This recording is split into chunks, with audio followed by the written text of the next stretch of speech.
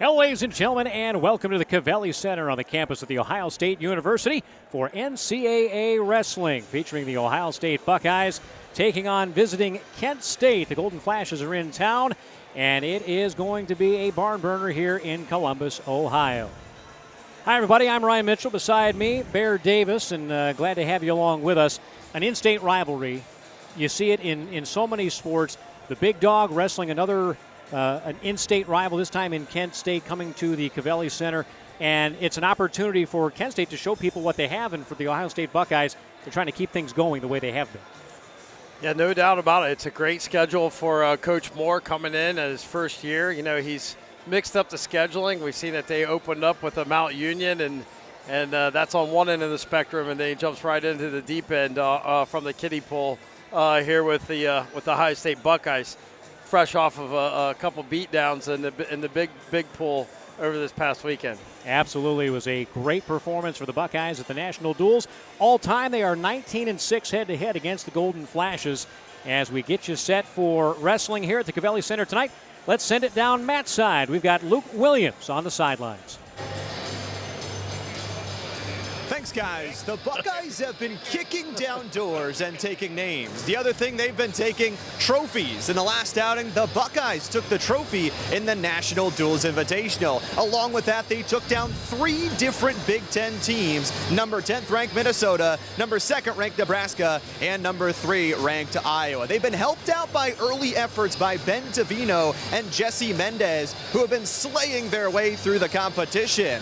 For the Golden Flashes, they're going to have to bring some speed and some decisiveness here to today's matchup. We were hoping Carson Miller, the redshirt junior, would get to see some 165 action, but it's going to be Reese Stevens here today. The Golden Flashes trying to bounce back from a loss against Virginia. We'll see if they can do it. Back to you guys. All right, Luke, thank you very much. We'll hear more from Luke as this one goes along. Our feature bout of the night, 133 pounds, and Bear, Nick Malchak taking on a guy that's had a hot start, Ben Davino. Ben Davino just had a heck of a weekend coming off that. I don't know if Malchak is seen any kind of competition like this quite yet this season, but will be a great prep for the MAC season for sure. Certainly will be. Davino coming off being named the Big Ten Freshman of the Week from his performance from a week ago. That's our feature bout. Now let's take a look at the rest of the starting lineups.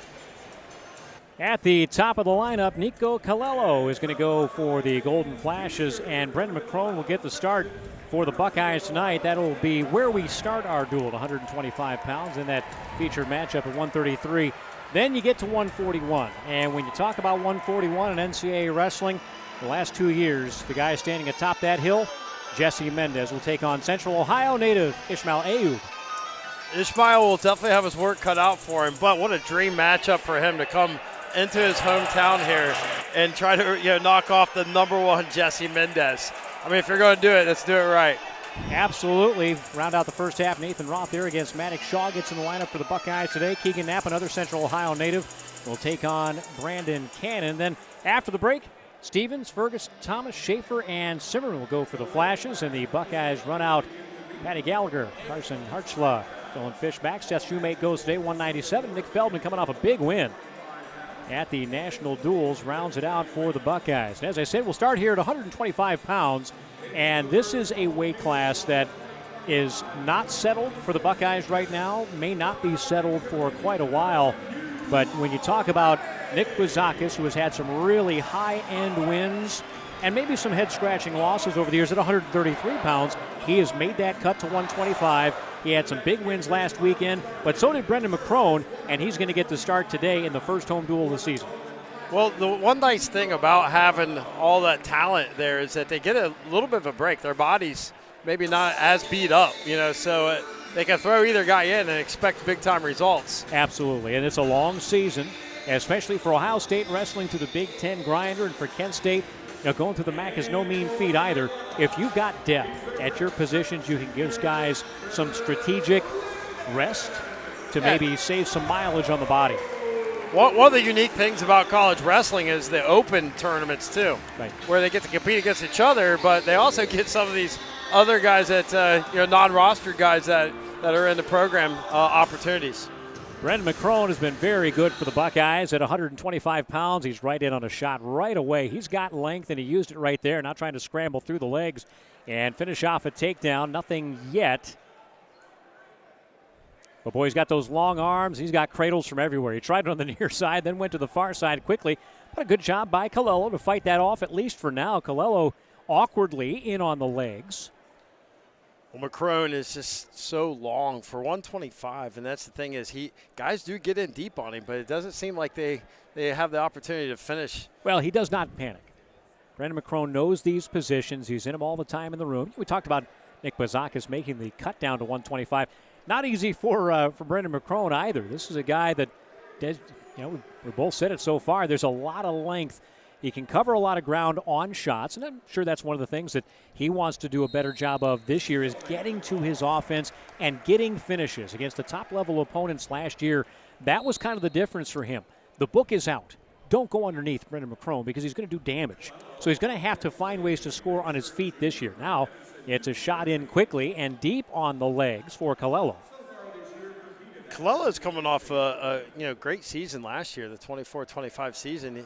Probably one of their most, I'd say, winning record guys, for Kent State. As Coach Moore inherited a little bit of an empty cupboard, bringing 9 guys from Cleveland State over to help fill it. Scramble continues here with not much advancement from either guy. But it's, again, from McCrone, a lot of calmness right here. And for Colello, it's just trying to find that chink in the armor in that situation to advance his position. But now it's McCrone looking for that. Didn't quite have the cradle. He had the leg throw over. McCrone's one of those guys, he doesn't want him to get behind him because once he throws in the legs and starts working, that riding time will start to accumulate real fast. Yes, indeed. He's trying to crack Colello down to a hip here, and the referee going to call for a stalemate. Back to the feet we go. Clock says 1 minute and 5 seconds, so almost 2 full minutes of basically in a soft scrambling position. Not a lot of advancement from either guy. McCrone had a shot right off the whistle and then a fake shot here. Oh, a good redirect. And now he's got some angle. But Colello, to his credit, does not give up on the scramble position, and now everything's bound up. And again, these are the spots when, to a youth wrestler, to a high school wrestler, to a lot of them, you see this position and you say, okay, how are we moving from here? How am I going to go from where I am right now to a score? Well, in a college level room, and now we've got the danger count going on. There's 1. This is the second count. And there's the third danger count, so that's going to be a takedown for McCrone. That's how you can turn that from a position where there's not a lot of movement going on, expose those shoulders just enough, and the college rule that doesn't exist in high school gives McCrone a takedown, and now he can go to work, but there's not much time left. A lot of patience there, just to let that develop too, and that's what a guy in the wrestling room with depth. Like when you're in a wrestling room where you're wrestling another guy that could easily win probably win this match if he came out here today. Those two are both tough guys and understand what they're up against every day when they walk in the practice room. Second period, and neutral is chosen. Now McCrone in on a deep shot. Looks like he gained some confidence from finishing off that takedown. Colello trying his best to fend that off, or maybe even turn it into his own point, trying to cut the corner here. Well, boy, that's just leverage. The length we talked about of McCrone, now he's going to score a takedown, and you can't quite tell from this angle now he does not have the far side cradle locked up. But he has such good mastery of his body that, in a situation like that for Colello, where it looked like he was the one trying to turn the corner and go behind, he didn't realize how close McCrone was to where he felt comfortable. He didn't have a lot of time to work from top in the first period after that takedown. Here he's got ages. And riding time clock over 50 seconds now.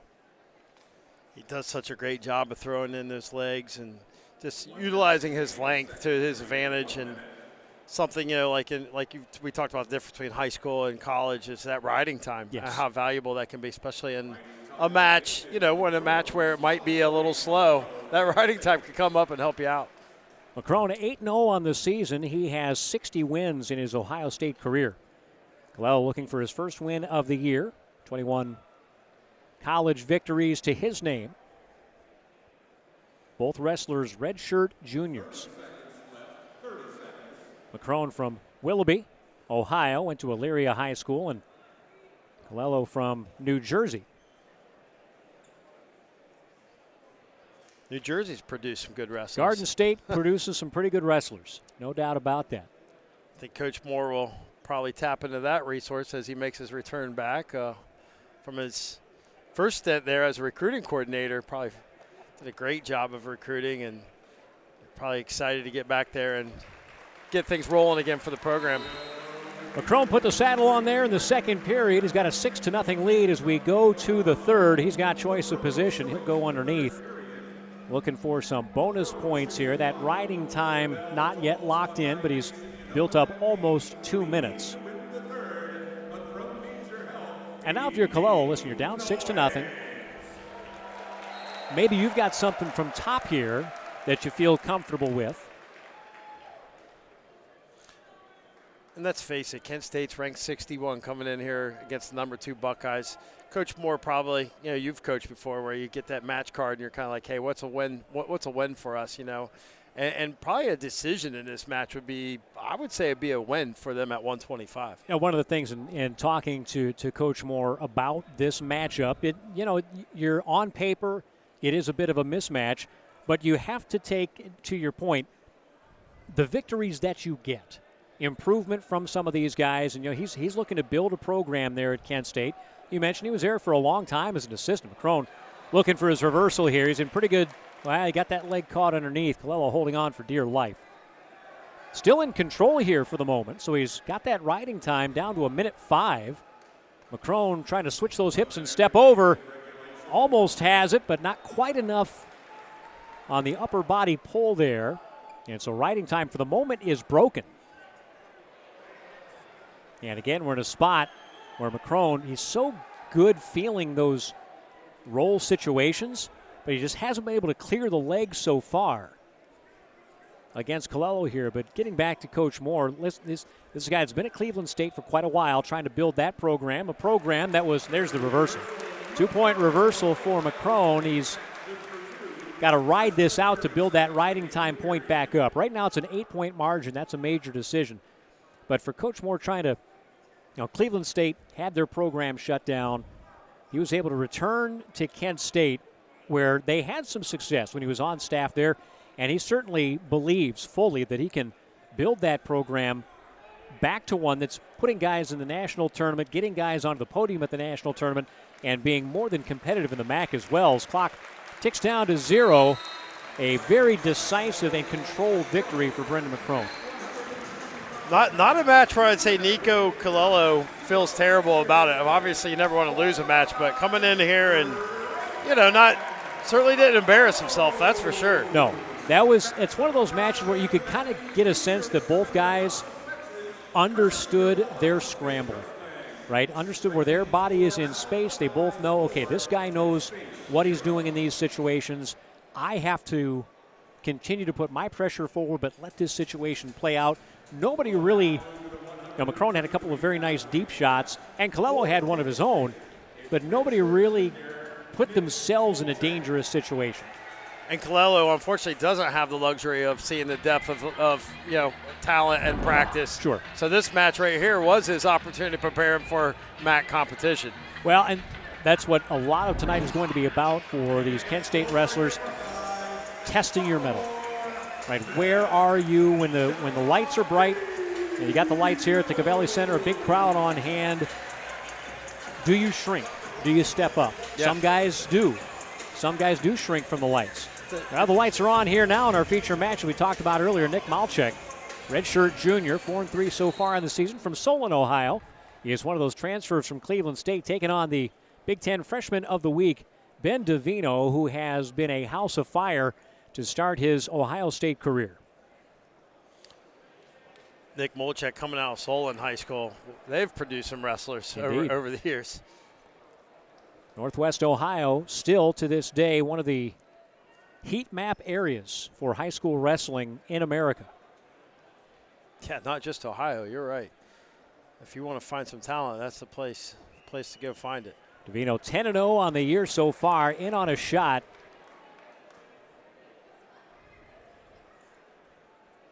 near the edge. Now, of course, in college wrestling, there's a lot more real estate. There's the takedown on the edge.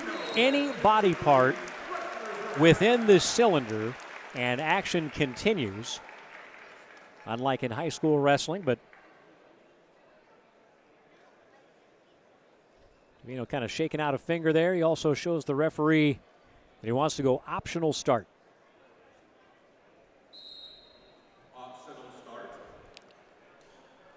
His career, he's 24-1, Davino. What a nice little addition on the Buckeye roster. It's already just loaded at these lower weights. Well, this is a guy who basically last year had to wait his turn. And talking with Tom Ryan about him earlier this week, is Davino right back in on a shot and finishes in the middle of the mat. That experience last year for Davino, when he would have been a starter for a lot of teams in the Big Ten, but waited his turn. He got his matches in, as you talked about. He's got a lot of matches under his belt already, but it was an exercise in patience and learning for Davino, and it's one of those seasons last year. Now we could have some near-fall criteria. I don't think we got 2 swipes from the referee. No, we did. We get another takedown there. We didn't get any back points on it. That was a danger count. But when you have to wait your turn a little bit, it's an opportunity for you to really, learn and grow as a wrestler, but also learn what it means to be on the mat. When you don't get that opportunity, when somebody says, no, you can't go wrestle, it makes you appreciate when your time comes. And he just didn't come out this year and say, I made the lineup. I mean, if you go through his matches, just even at Clarion, I mean, you're talking tech fall, decision. He gets into the duels, tech fall. I mean, he's a tactician, as we just saw right there. And there it is again, another takedown, and the lead is now up to 12-3. A takedown clinic here for Davino in the first period. Ranked now number 2 in the nation, Davino. Yeah, you just don't get tech falls without being a tactician. You have to be good in about every phase of the game, especially Absolutely. on your feet. The 3-point takedown certainly helps, and I wonder, as we get maybe a couple more years of data on the 3-point takedown, if they adjust the points required for bonus. First period comes to a close, and it's a big one for Davino. 4 takedowns. Yeah, that was the one thing they didn't adjust. They adjusted the 3-point, but they never changed the major decision, the bonus points. That's a good point. That's something I have not thought of. That certainly makes sense. If you get 3, you think it might bump up to 9 points, or at least make some adjustment. And that's something I'm sure the rules committee people much smarter than you and I will discuss. Absolutely. Davino quickly escapes here in period number 2 after taking bottom to begin the second period. 10-point advantage here. And again, in a situation with a 3-point takedown, you're 2 takedowns away from a tech fall. So those things can come pretty quickly.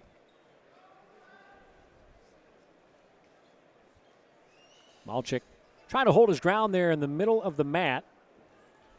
4-3 so far on the season. 42 wins in his college career, but right now he is dealing with a buzzsaw. Ben Davino scores another takedown.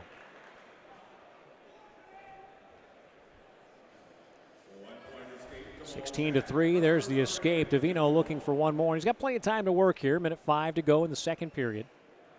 1 minute remaining in the second period. 1 minute. Looking for a re-attack off the shot of Malchik. He's got the attack. He's looking for the takedown. Has to bring his man back down to the mat to finish it. Malchik trying his level best to keep on his feet. If he goes down, the match is over. There's the takedown. There's the match. Tech fall. 19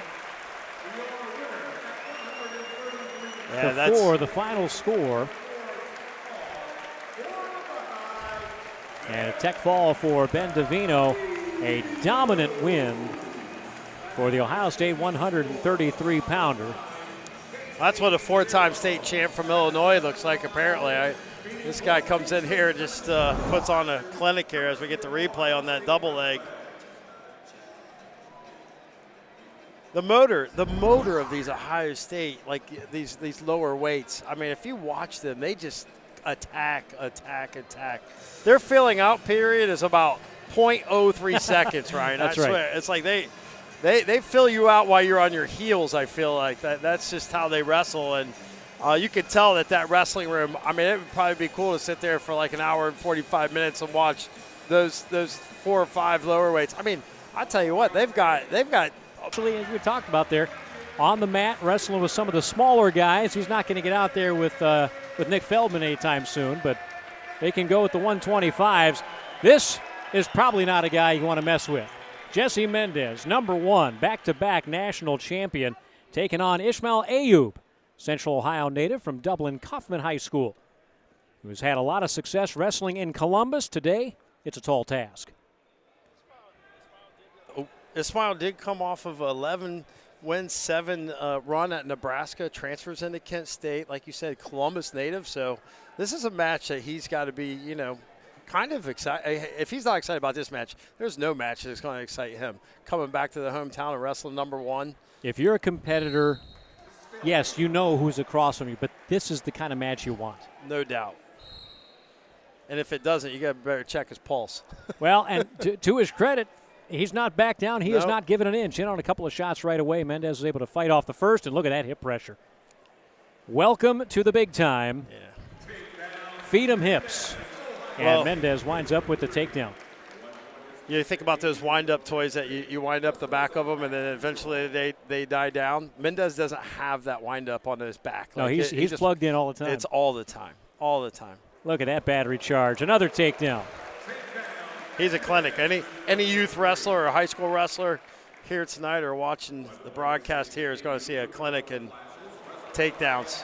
Right into a half after the takedown, looking for exposure. Kept that leg hooked. Now he's got the fall. Freight train coming. Jesse Mendez has put people on notice for years. The notices keep being posted. Watching his matches this year, he looks like a man on a mission. Like this wants to leave no doubt. And certainly tonight, chalks up another one. And for Ishmael, that's, you know what? We've been talking about this. You can't find that in your wrestling room anywhere. You're not going to find it. No, and these are the matches. Obviously, we talked about for Ayub. You want this match. You want to get out there. You want to use it as a measuring stick to see where am I right now. Because this is the guy that I'm wrestling. That's where I want to be. So you got a taste of it. And again, just on that second shot, the hip pressure that Jesse Mendez applied there. This is a 141-pound weight class. Now, nobody weighs 141 pounds right now as they're wrestling, but hip pressure like that makes a guy like Jesse Mendez feel like he weighs about 250 pounds. On to 149, Nate Roth, redshirt sophomore for Kent State from Latrobe, Pennsylvania. And Maddox Shaw goes out for the Ohio State Buckeyes, getting an opportunity to get in there tonight. Jefferson Hills, Pennsylvania native. 5 of 6 wins this year for Shaw have been by fall. Pennsylvania also a hotbed, producing a ton of talent. 6-1 as a freshman, like you say, coming into this match. This is the weight class that's going to be manned most of the year by Ethan Stiles, but a little bit dinged up coming out of national duels. So, again, over the course of a season, especially in the case of Ohio State wrestling through the Big Ten, if there are breathers to be had, boy, what a finish there from Shaw after the whistle, certainly, but an impressive lift nonetheless. You have the depth in the room, and so you utilize it. We see it all the time. Oftentimes in duels, you're probably not going to see your full 1 through 10 all the time. And so for the Buckeyes, that's the case tonight with Shaw getting in there. Yeah, Maddox got a chance to compete in the duels against Wyoming. Came out with a major decision win, and so he's certainly no slouch. I mean, heck, he went into Clarion, had a couple falls. Good action from both. Nate Roth showing some good quickness there to fend off the re-attack from Shaw. This is the luxury Coach Ryan has, is he can put these guys in matches, and you know that they can win matches for you. They get experience. That's how you just keep from rebuilding. That's exactly right. You reload. You get these under-the-light matches in a situation like this, whether you're trying to compete for a starting spot or whether the starter just needs a rest for whatever reason, injury or just fatigue or managing workload, whatever the case may be.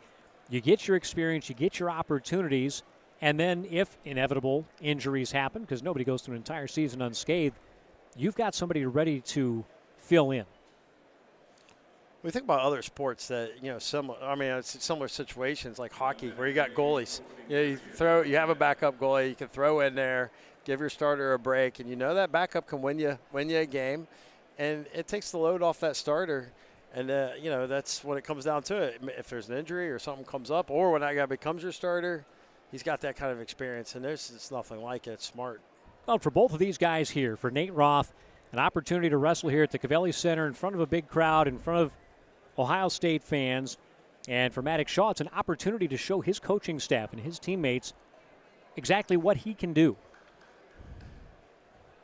Nate Roth from Greater Latrobe. Some good wrestling going on over there. Great tournaments. Go over to Kent State in the building program. Not a lot of action after a flurry over the first 30 seconds. Not much in the way of setups from either guy. We've seen shots from distance. Re-attack there from Shaw. Most of the shots there in the first period just kind of wound up bound in the head and hands defense. Well, I was going to say, Ryan, that Maddox Shaw is still a freshman. So you have some college experience. But in wrestling now, here's a replay here of. There was that first out-of-bounds takedown. Yeah. Well, I'll say, these guys actually get to wrestle in these open tournaments now. Right. So I'd say freshmen aren't necessarily freshmen in this sport in college. Great escape there from Nate Roth. Right off the whistle, created separation and had that roll through to get the quick one. Yeah, with the rule changes for freshmen allowed to wrestle as many as 5 matches before you have to worry about burning a redshirt year. That's something that all college coaches, but certainly Tom Ryan, has taken advantage of. So this is one of his events. And again, there is a shot from distance. He was able to get to the leg of Roth, but didn't quite have it secured. For Roth here, showing quick feet.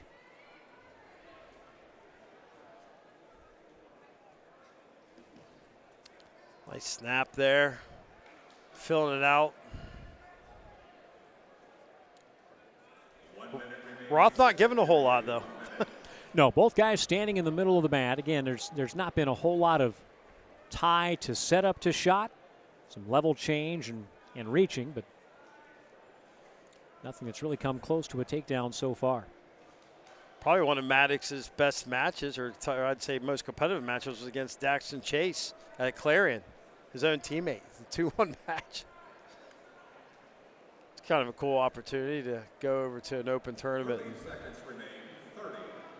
square off against a guy in a legitimate setting like that. But definitely prepares these guys for this. I mean, well, this is the first lead of the night for the Golden Flashes in match number 4.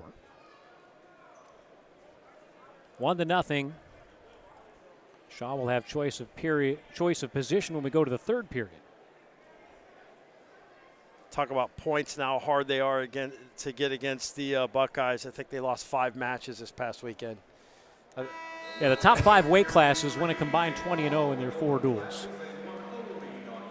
Second period comes to a close. We go to the final 2 minutes. Shaw has choice. And he's going to take bottom to try and knot this match up at 1 apiece. Corner imploring him to get down and get up very, very quickly. Ross showed some spunk for this Kent State squad. No doubt about it. But just as quickly as Roth escaped, maybe even more quickly, actually looking at the riding time out at 0-0-0, both wrestlers were credited with 3 seconds of riding time in their respective periods. So we're back to scratch. riding time a non-factor, 1-1 match here in the third. And again, both wrestlers, they have not come off that Ohio logo for the most part the entirety of the match, except for that first flurry where Shaw had that out-of-bounds finish for the takedown that wasn't. So neither wrestler giving any ground, but neither really able to take much.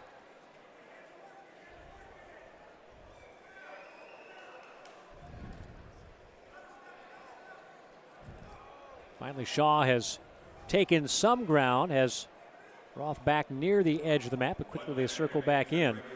Down to a minute to go. Shaw in with a shot. Excellent change of direction. Roth, though, fends it off for the moment. And now to the scramble we go. Shaw has an ankle. Roth has an ankle. Who winds up on top? Now, if you're Roth here, you want a stalemate. If you're Shaw, you want to keep this thing inching and inching because he, for the moment, is in the better position. Head high. Roth coming close to that danger position. Rolling through once again. Now it's Roth with the high head. And nearing a takedown near the out-of-bounds line. And time called. Potentially dangerous. The referee on the spot. Looked like Shaw, we weren't able to see from this angle, might have had his knee bent awkwardly. So 26 ticks left on the clock. And it looks like the first takedown is going to win it. To win it in regulation.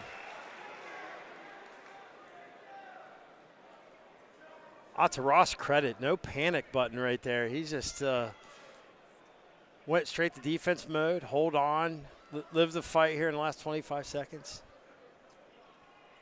Wrestlers locked up really for the first time all match long, looking like they just want to go forehead to forehead and finish off regulation and go to sudden victory here.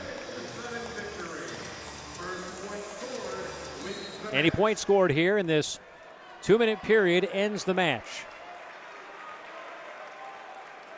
And again, 0 riding time for either wrestler.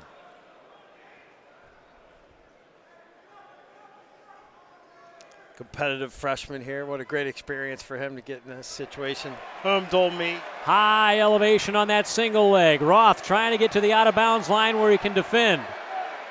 Shaw trying to pull it in. He's got the ankle. Lost the ankle. Has not finished. They're still in bounds as long as Shaw has that foot in. He does not want to relinquish this hold on the leg. Roth trying to fight a wrist off. A lot of time. He's got them both. He's got the takedown. Maddox Shaw, after a lengthy, drawn-out battle where neither man gave an inch, it's Maddox Shaw who comes out on top and keeps the Buckeyes rolling 4 for 4 in match victories for Ohio State. We'll step away here. Miller. And Melvin Miller is one of those high school phenoms right now who has to wrestle Bo Bassett every day in practice. Unbelievable. But Brandon coming off he's number 8 right now. So great opportunity for Keegan Knapp. Come back home to Columbus and grapple with one of the best. We talked about Brendan McCrone at 125 pounds and his length. Look at Brandon Cannon as he gets ready to go out there and wrestle. And for this match, we're going to get a contrast in body styles. Cannon certainly put together, but he's got a lot of reach. Keegan Knapp, more stocky, powerfully built. Cannon came into the Big Ten tournament last year as an 8 seed and finished second. But there's that length. Talk about a run. Yes, indeed. He got very, very hot at the Big Tens. He's hot to start this match.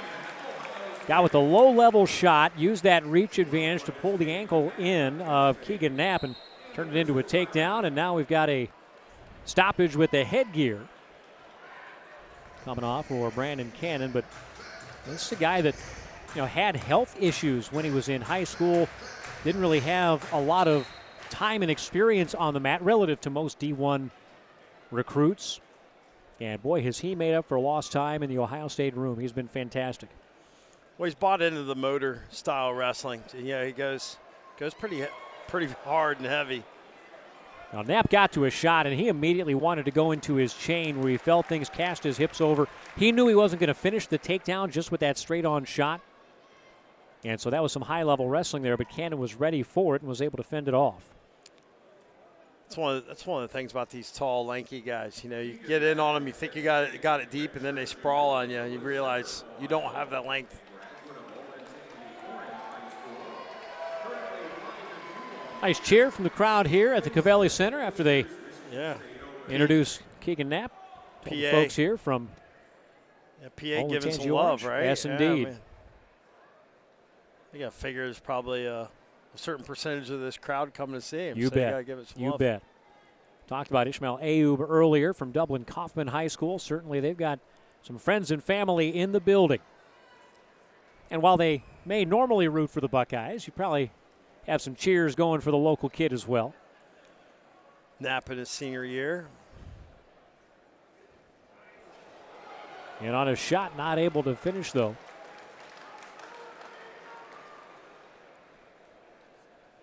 High motor athlete, Knapp. 1 minute remains in the period. 1 minute. Cannon being a little reserved. Seems like he's a little more defensive than. But also, that was a pretty big weekend for these guys. I don't know. You wonder how much a weekend like that takes out of a team, and now it's Cannon in on a shot again. Trying to finish things around. Knapp trying to make sure he's got wrist control, but Cannon able to sweep those legs underneath. There is a physical toll that an event such as that takes, but also there is a lot of mental energy expended over a weekend like that. Then you come back and you're taking on a team that's not highly ranked. This is really where you can see as a coaching staff who are the mentally toughest guys in the room. Everybody in there is mentally tough. You wouldn't be in a D1 wrestling room wrestling for Ohio State or Kent State if you weren't mentally tough. But just like at every other walk of life, there are degrees, right? There are the mentally tough, and then there's the upper echelon of that.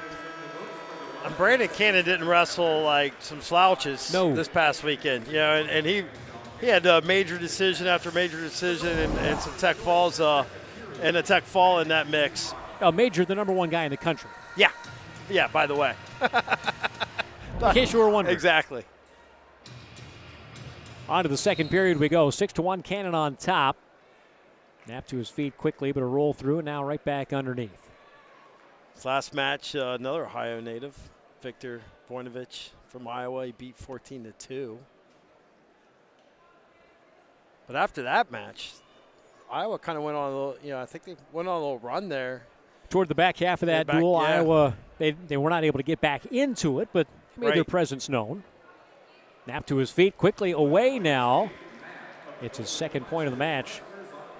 This match was one that I was certainly looking forward to because, again, both of these guys with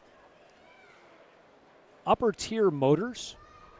Cannon always looking to score, and I remember watching Knapp wrestling in high school. Tournaments here in Central Ohio, the state tournament, and always looking to score. Great low-level ankle pick from Cannon, and he's going to score near the out-of-bounds line. His third takedown, 9-2. Well, Knapp, he's a 500 wrestler last year as a junior. Gets Coach Moore, over here to Kent State, and certainly probably is going to enjoy his senior year. Get maybe a little revitalization here for his senior year.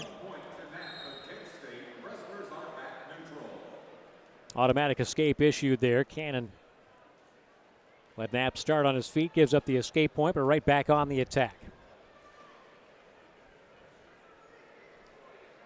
Does Cannon's ranking at 5 surprise you after the weekend that he had?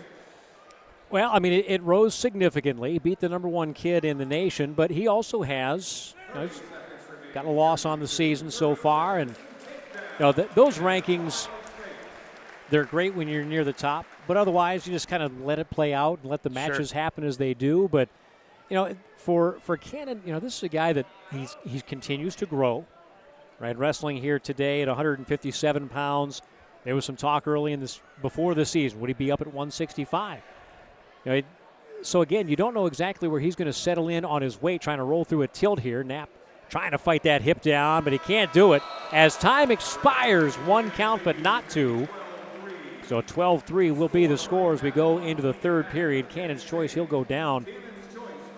I'm sure he will tell you, and Coach Ryan will tell you, and Coach Jaggers and everybody else down there in that corner. Wrestle the matches in front of you. The rankings will take care of themselves. And if you're the last guy with your hand raised at the end of the season, I'm sure you don't care what your ranking was going into that tournament. Exactly. No doubt about that. Knapp throws a leg in right off the whistle here to begin the third period. 9-point advantage for Cannon. Good hip in there. Drop Knapp down to his hip. That last turn. Oh, a little reversal. Looks like you're going to get the points. Yeah, Cannon felt that little bit of hip separation after he was able to fight the hands. And Knapp, he also felt the reversal coming and made sure he didn't give up any back points. Oh. And now into an awkward scramble that turns into a takedown for Cannon. Looks like Cannon's. Looks like some other styles of wrestling come in place at times. Like that tilt right before the second looks like a freestyle type tilt. Quick escape and a quick takedown given here. Now Cannon trying to push the pace and get to tech fall territory. 13-point advantage. And just under a minute to go here. There's the escape. One more takedown will be a tech fall. Stall call on Knapp. Not going to matter. Takedown near the out-of-bounds line. Cannon puts the pedal to the metal here in the third period and turns it into a tech fall. Another 5 points on the board for the Buckeyes. And that'll make it 23-0, the team score. Probably not the homecoming that Knapp was looking for in the front of his hometown crowd, but you're wrestling a guy that just kind of demolished the #1 guy in the country. So live to fight another day. So that puts a cap on the first half. We'll have an intermission here at the Covelli Center. The Buckeyes are rolling over the Golden Flashes here in the first half, 23-0 our score. We will come back for the second half after just to go to overtime to get that 4-1 decision victory at 149 pounds. And then Brandon Cannon, as I mentioned, that tech fall 21-5 against Keegan Knapp. And, for the Kent State Golden Flashes, not a lot of things to hang your hat on in that first half over the first 5 matches. But you have to take the victories where you can find them, and it's guys fighting positions, trying to win individual positions, fend off takedowns. And I felt over the course of the first half, they were able to do some of that. Nathan Roth, for sure, was a guy that went in there and mixed it up pretty well with Maddox Shaw, and took it to extra minutes, and that's something to build off of. But like we said, this is Coach Moore coming back to a program that he built, helped build real nice. Seems like it's a total rebuild at this point. And the fact that he did have 9 of his guys transfer, over from Cleveland State. He also had, a couple other transfers, but need to get those guys coming in as freshmen, getting them in your system at your school. Getting set for the second half, we take a look at the top 13 in NCAA Wrestling. Penn State, #1. They did not elect to wrestle at the national duels. Ohio State, during the break, brought the team out to show off that national duels trophy. They jumped up to #2. Iowa State, Iowa, Oklahoma State rounding out the top 5. Nebraska at 6. I think that's when we kind of figured out that Ohio State was having a weekend, when they walked the Cornhuskers in the national duels, and Minnesota was there as well. And you see the rest of the top 13 there, finishing off with Lehigh at number 13. It was a great weekend of wrestling at the national duels, and the Buckeyes, I think, opened some eyes around the nation. Not only did they open up some eyes, but they got to open up their change bag. I mean, filled the coin purse a little bit. Let's talk about that for a second. $200,000 cash to the prize. winning team, and $1 million purse, I think. Listen, that's what wrestling needs, is something like that for people to believe in it, to support it, to sponsor it, and to grow it. And certainly that's a boon for wrestling, no doubt about that. On to the second half we go. Reese Stevens will go at 165 pounds for Kent State. He is a redshirt freshman, 5-1 on the season so far from Barnesville, Ohio. And he is taking on Patty Gallagher, Chesterland, Ohio native from Lakewood St. Ed's. And we begin the second half here at the 165-pound weight class. Buckeyes looking to keep the shutout going. Kent State Golden Flash is trying to get on the board. Patty's a two-time state champ, but almost more impressive was the fact that he's a 4-year letterman at St. Ed's, which is crazy. But cracking that lineup as a freshman is no mean feat. Gallagher trying to hold center here.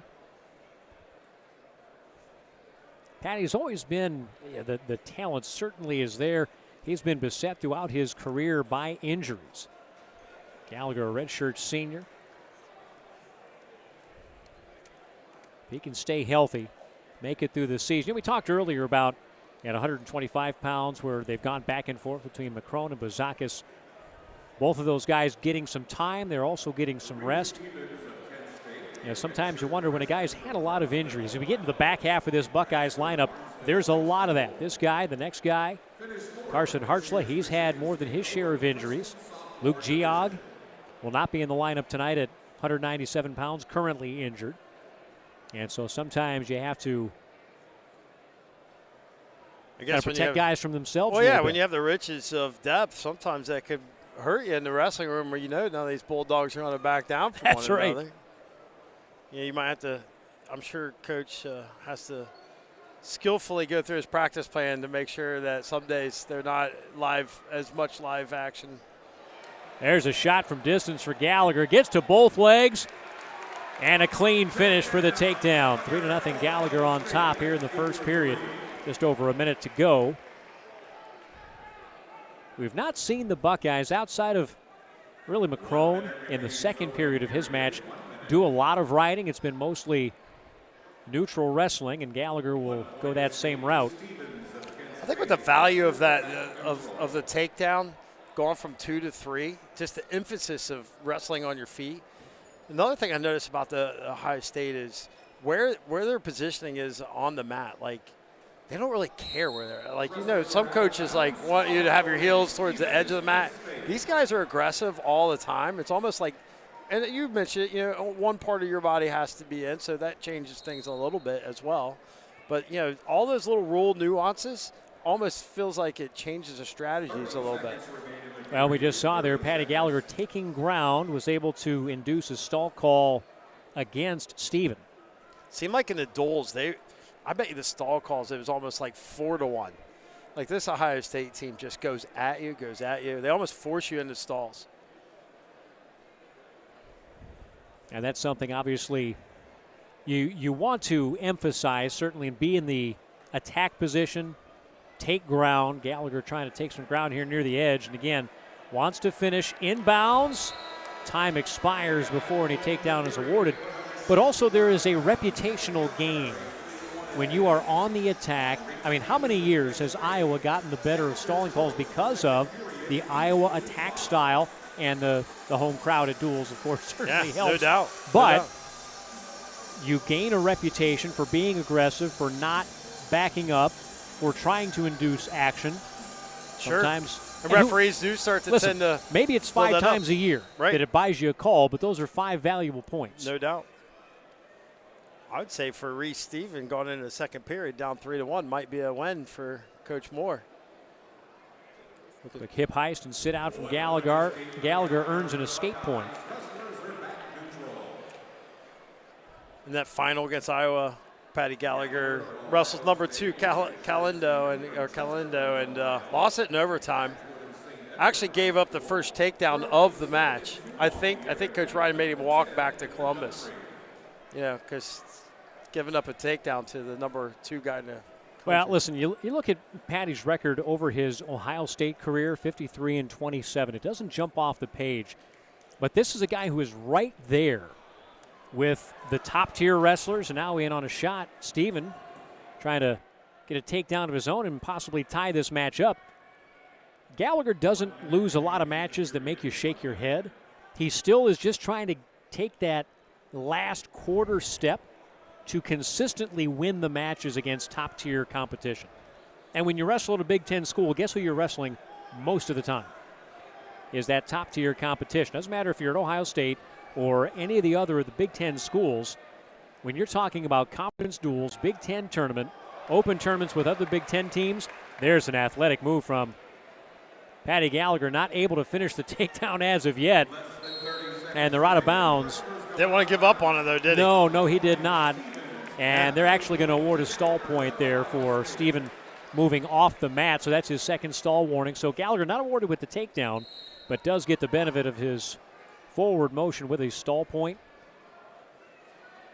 And that's the difference between the Big Ten and most other conferences. There are other good conferences certainly in the country, but you're talking about the top 2 or 3 teams really being at that top tier level, whereas in the Big Ten, there are no softies. No. Look at the duels. Look who's all finished up in the top portion. I think going into the weekend, eight Big Ten teams are ranked in the top 20. That's definitely a meat grinder there. But Reese, let's talk about Reese. Redshirt freshman, transferred from Cleveland State. Could be a nice little cornerstone wrestler here, for Kent State moving forward, especially getting great, matches like this. We talk about the prep for the MAC. Not that the MAC is any slouch, but certainly not a lot of Patty Gallaghers roaming around the MAC. Gets his escape, 5-2 score. Still a takedown difference match. So I think to your point, Stephen has been hit for a couple of stall calls here, but he is game for this match. I don't think there's any doubt about that. Going in the third period with a minute and a half left and you're a takedown away from going into extra minutes that's strategically a good position.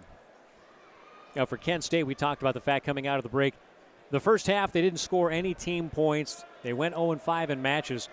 But even in the matches that turned out lopsided, I don't think there is a performance from any Kent State wrestler yet that you can look at and say, well, that guy wasn't ready. That guy wasn't prepared. That guy wasn't up to the moment. You just have to understand where these two teams are. Yeah, until this roster gets beefed up, you got to. These matches are the best competition to get you ready for your MAC. I mean, that's all there's to it. I've said it, we said it before, but this is great right here for Reese Stephen. He's wrestling now with Gallagher with his heels on the outside. Tried to shoot him off the match, but Patty dug in his heels. 30 seconds remain. 30 seconds. 30 seconds left in period number 3. 5-3 match. Gallagher on top. Takedown, escape, and a stall point. Couple of escapes for Stephen. And we expected Carson Miller to go here, redshirt junior, a little bit banged up, so he's not in the lineup today for Kent State. Yeah, Reese Stephen bumped up. Yep. Bumped up. He's given up some size here, no doubt. So certainly he's acquitted himself well. But down to just under 5 seconds left on the clock. Doesn't look like he's going to find a way back into this match. Gallagher kills off the last 5 seconds and secures the 5-2 win against Stephen. And 3 more team points for the Buckeyes, 26-0. After a 5-2 win for Patty Gallagher at 165 pounds. And Patty wrestled well in the first period. Looked like just kind of leveled off there a little bit as the match wore on. I would count that as a win if I'm Coach Moore. Not necessarily, you don't want to go on these moral victories. I know you always hear about that, but there is a real sense of you went out there and wrestled a great match. I think Reese Stephen managed that match properly, put himself in a position a couple of times where if things went a little bit better, maybe he's able to secure the takedown. You hate to give up the stallings, right? You want to make sure that you're not giving ground, but you also have to understand, again, where things are right now. And for Stephen, again, that's nothing to hang your head about. Everybody wants to win. A loss is never a good thing in and of itself, but I think he did himself proud there at 165, and now we're going to go to 174 pounds.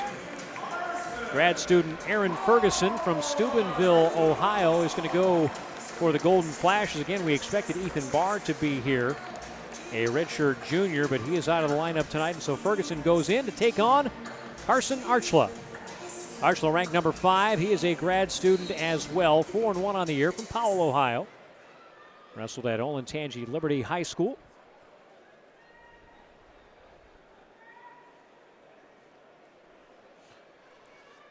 Steubenville, Big Red, they've produced some talent. Indeed. The Ohio Valley always. There's no cable TV out that way. So it hasn't hit out that way yet. So all you got to do is wrestle. You got to wrestle in the Valley. Got to wrestle hard. Harshla 4-1 on the year, 70 wins in his NCAA career. And again, the guy got to a low single there. Nicely done. Good level change. He's dealt with injuries throughout his career. Trying to finish this final season of competition healthy. And up on the podium is an All-American. Gets a takedown here in the first period. Ferguson 5-9 so far this year for the Golden Flashes. Carson is also strong as an ox. I mean, Powerfully built young man. Man. 1 point escape to Ferguson of Kent State. He's really tough to score on. He hasn't been in his college career prolific offensively, but just so good positionally. He's a brick wall to try and get through, to try and get an angle on him. Very, very tough. He can scramble. Also lost to number 2 Kennedy from Iowa in that last dual meet that he last time out in sudden victory. And we talked about this with Gallagher. You know, the 21 losses in his NCAA career, you're all against top competition. Sure. Harshla with another takedown here in the first period, up 6-1.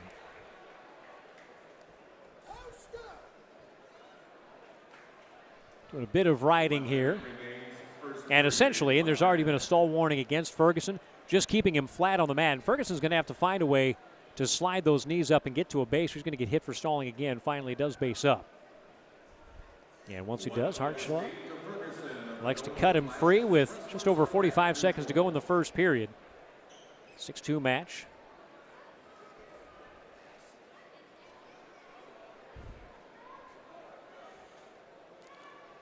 I remember as a young man visiting, I was visiting Heidelberg, and I'm like watching it. They have this wrestling tournament going on, and they said, there's this Russian guy, Miron. He wrestles for Findlay. And I'm like, who? How is there a Russian in Findlay, Ohio? You know, who is this man? And honestly, him coming here probably has changed a lot of styles. You know, just bringing that style of wrestling. Been a big part of coaching in Central Ohio for a long time. Carson's father.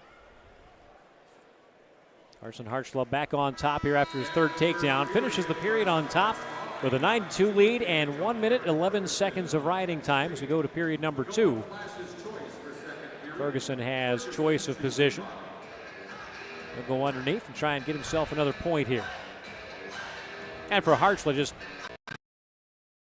period. Didn't take a lot of chances. An economy of movement has always kind of been one of his hallmarks. See him getting ready to get on top. And just, we talked about the power of Harshla. Just broad-chested, broad shoulders. Very much what you think of about a wrestler's build.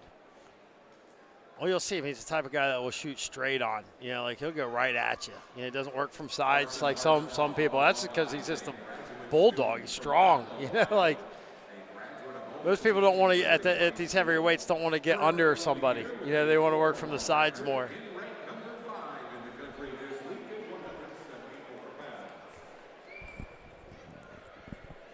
Another takedown, 12-3.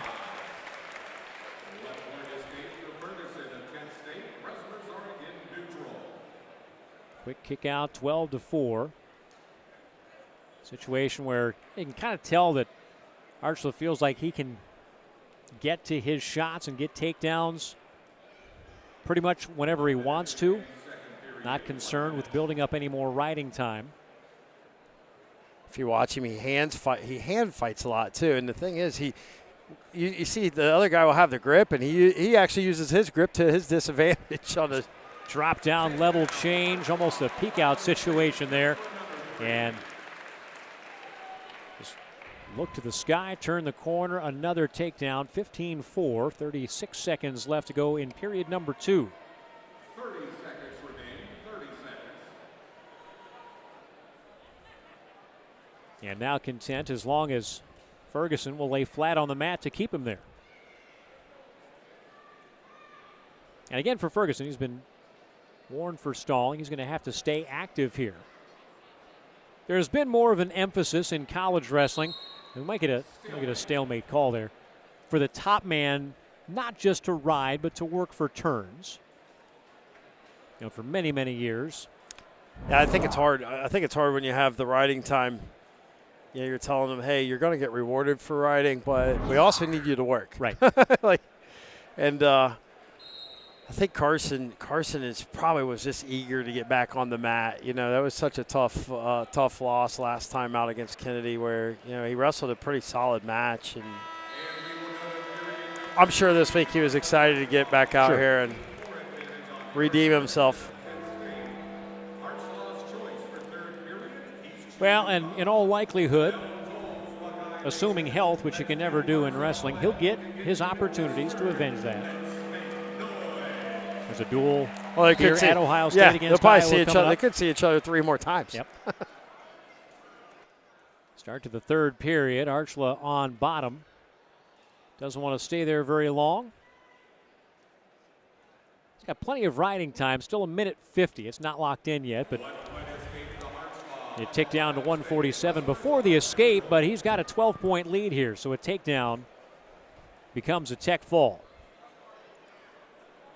As you mentioned, this matchup, pulling Aaron Ferguson against Carson was kind of pre-match.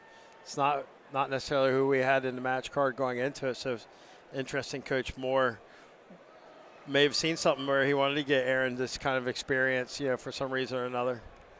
Yeah, sometimes you just have to adjust on the fly if guys aren't feeling their best. And sure. Archula in on a shot here, trying to finish near the out-of-bounds line. He will, and that is the tech fall. 5 more points for the Buckeyes. 31-0, our dual meet score. After 174 pounds. So we will step away here from the Covelli Center and come back after these words for more wrestling action. Kent State at Ohio State.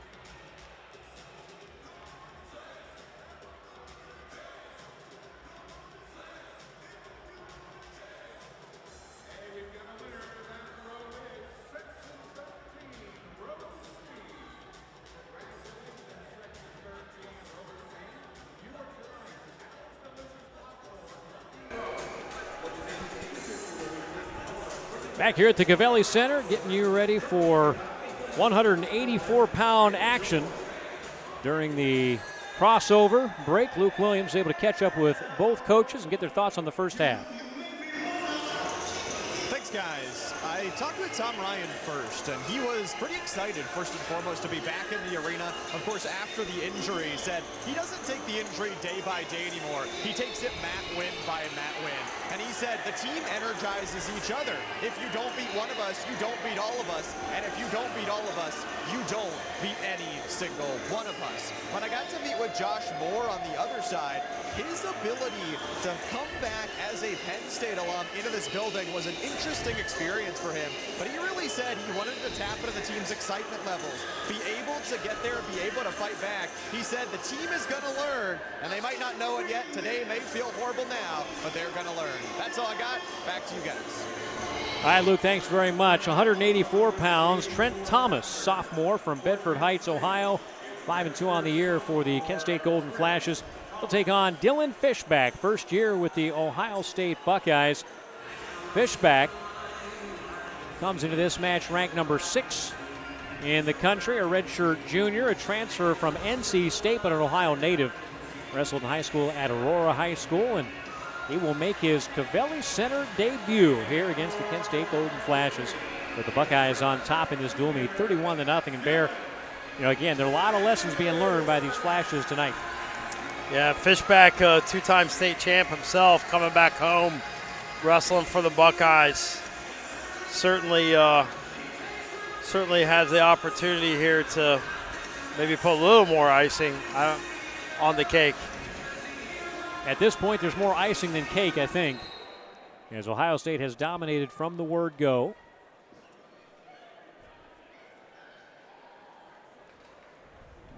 Fishback right off the whistle, trying to take some ground here. Fishback is one of those heavyweights that will shoot. I mean, he not afraid. A lot of times you see guys hand fight at these higher weight classes and arm bar and Russian bars. No, not Fishback. He's aggressive on the feet, buddy. Quick takedown for 3. Wrestling here at 184 pounds. Of course, Rocco Welch transferred from Ohio State.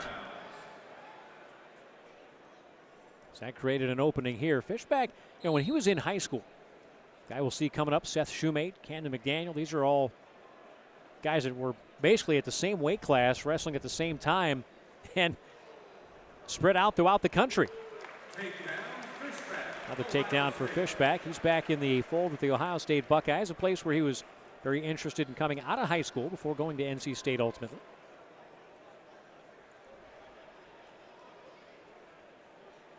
Buckeyes after the national duels, their team ranking went up to number 2, and individually, Luke Geog not wrestling today, but pretty much everybody ranked in the top 10.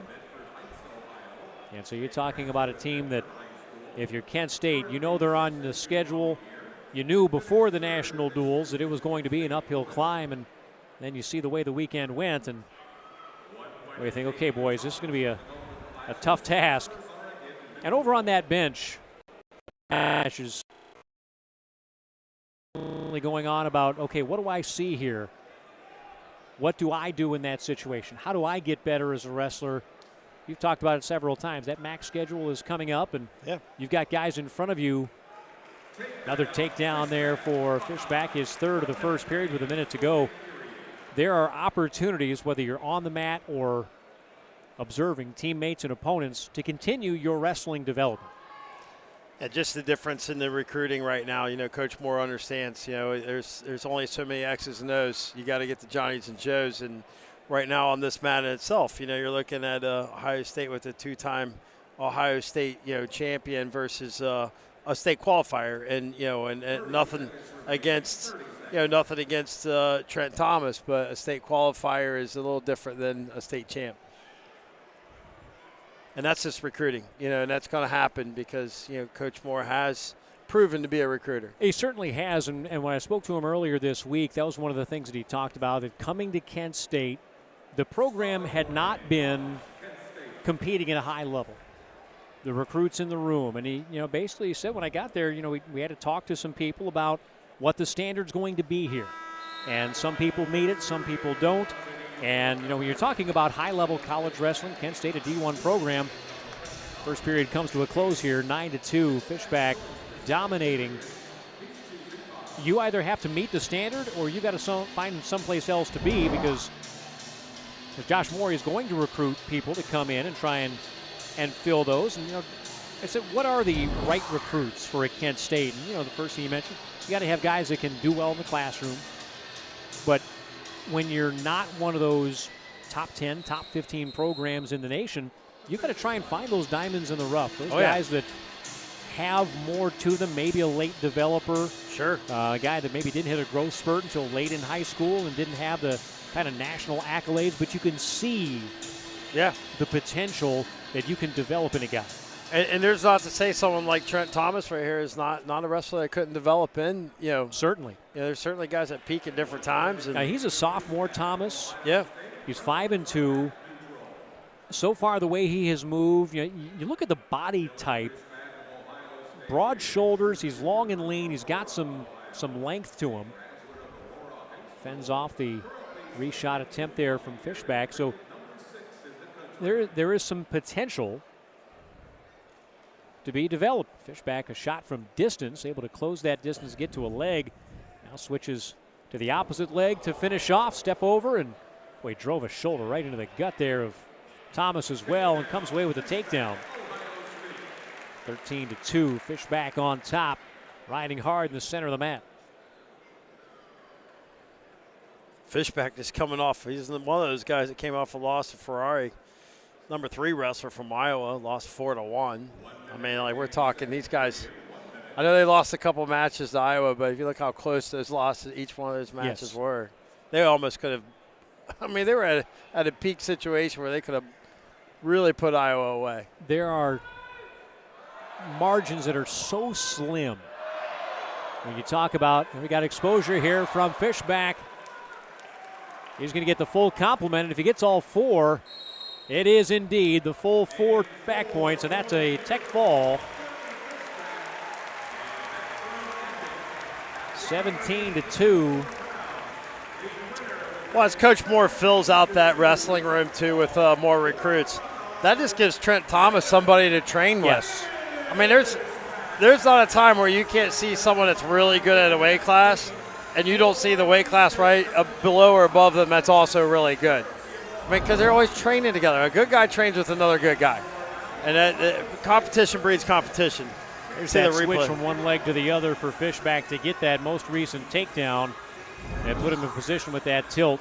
Put 4 points on the board for the tech fall. So a big, big win for Dylan Fishback in dominating fashion. And that'll send us to 197 pounds. Another Ohio native from Canton. Blake Schaefer, a senior, 6-1, will take on Seth Shoemate.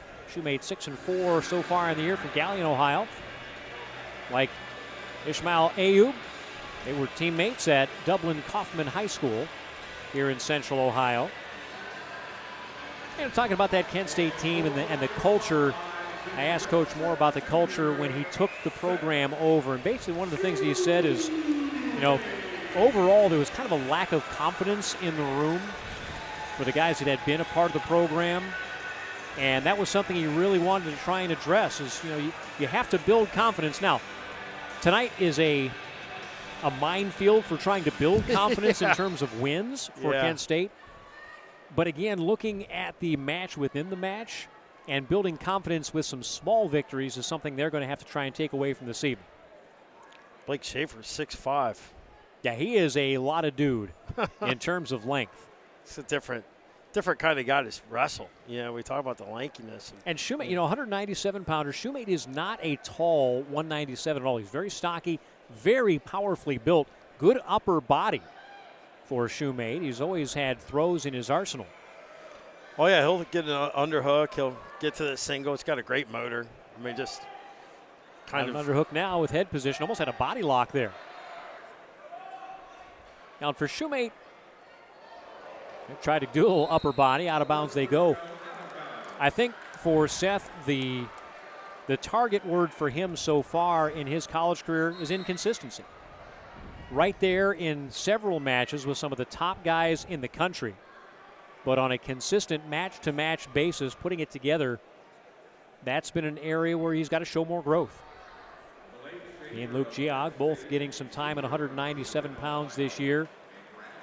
Geog ranked in the top 15, but dealing with an injury right now, and not really sure how long that's going to affect him.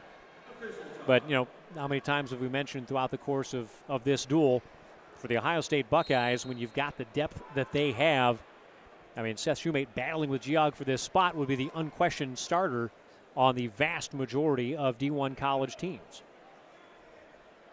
No doubt. And you look at Blake Schaefer. He's got 2 wins this year.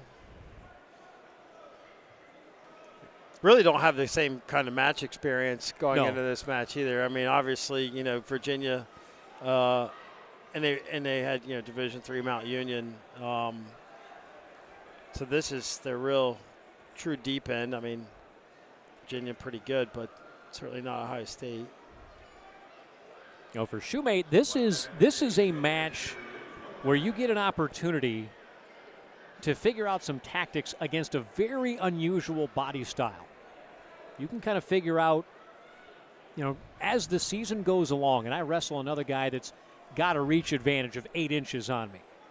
How do I close that distance? How do I get to the place where I want to be to get to my offense? You know, when you're down on the mat, how do you handle legs of that length? Yeah, it's certainly different. I'm sure you wrestled. You know, you wrestle different body types. I know I always struggled. I mean, this was the worst for me. Yeah, same. Like I'm right with you. I can watch a guy wrestle and say, this guy's just not a good wrestler, but I know he's going to give me fits because of the length and the reach. And, you know, it's a style thing. You know, you always go back and you can see this guy beat this guy, but this guy beat this guy. And it's like moves and styles and body types, they all matter.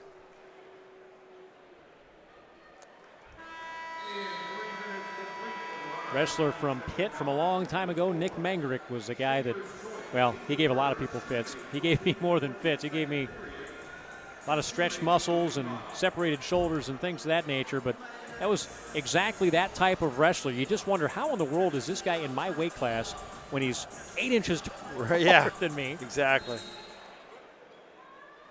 Generally on top is where those guys get you too. But great first move there from Shoemate. Didn't settle for one, turned it into a reversal. Yeah, I think that's where, you know, you teach a guy that's 6'5" to throw in the legs and use that length, and just never had time to even do anything. And at times that can be easier said than done because it takes longer to move a limb like that from the side to throwing a leg in.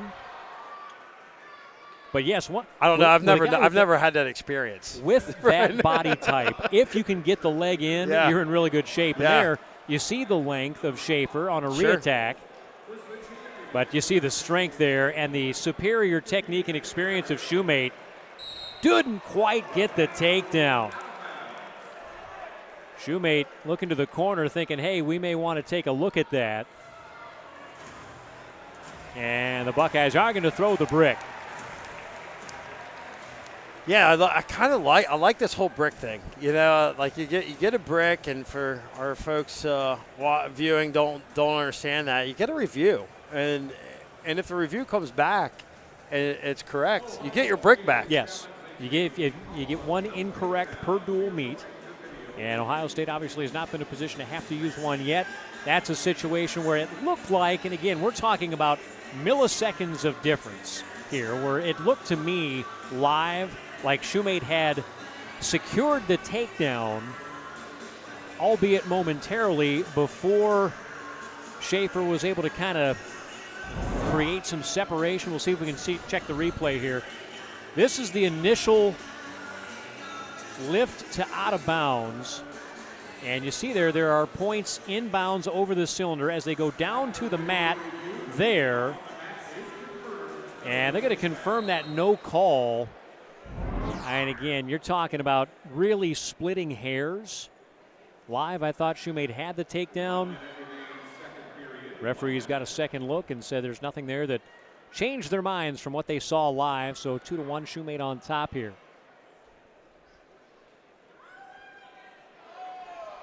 Under a minute to go in period number 2.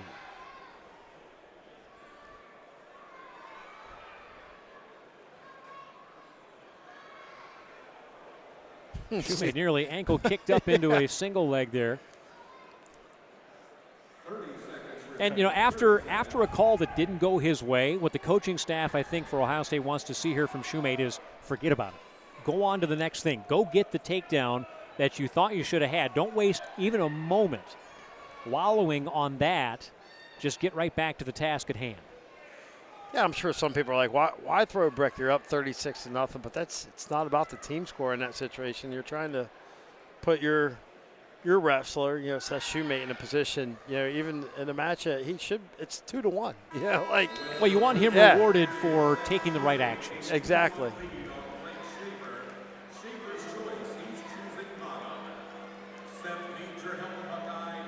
To the third period we go. Schaefer starts on bottom, and He'll have an opportunity to try and tie this match quickly to his feet. And just sort of a tertiary effort there from Shoemate to keep him down once he got to his feet. The escape was basically given, and they'll wrestle tied here into the third period. Riding time a non-factor. I have a feeling Blake Schaefer's going to give a lot of people problems. Shoemate dropped to a shot, very nearly had it, but a quick turn of the hips from Schaefer. Shoemate with a good adjustment there. Gets the takedown, no back points on that, but he's up by 3. Boy, both guys had some good moments there in that exchange. Shoemate comes away with the points, but Schaefer, you were just getting ready to say he's going to be a problem for people. I think you're right. Yeah.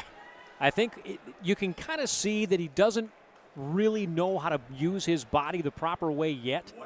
And, I mean, he's not a young guy. This is a guy that, at the end of the year should be a better wrestler with his coaching staff.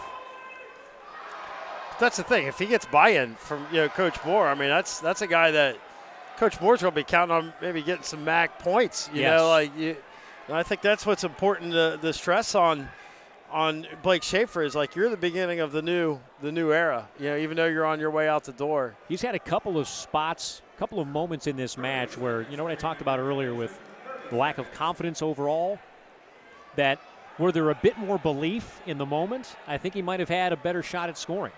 I think technique-wise, just learning how to, like you said, learn how to use that 6'5" body. He could have probably put Seth Shoemate in a little difficult situation, but Seth Shoemate comes from the other side of the street of confidence and poise because of the room he's in and the coaching staff that he's been involved with, and certainly showing in this match right here with 10 seconds left. Well, Schaefer trying to finish with a flurry. Shoemate just trying to hold his ground and fend off these last few. He's going to get hit with stalling. Non-factor so far, and there's the end of the match. 5-3 the final. Again, I don't know what I would have had on my match card going into that match, for what that outcome could have been, but you hope for an upset, maybe at worst case scenario, a decision. Yeah, I think stylistically that was a very tough matchup for Shoemate, and Schaefer gave him all he could handle. But Shoemate comes away victorious, 5-3. That is 9 matches in the books. We will step away for the finale here from the Cavelli Center. Ohio State up 39-0.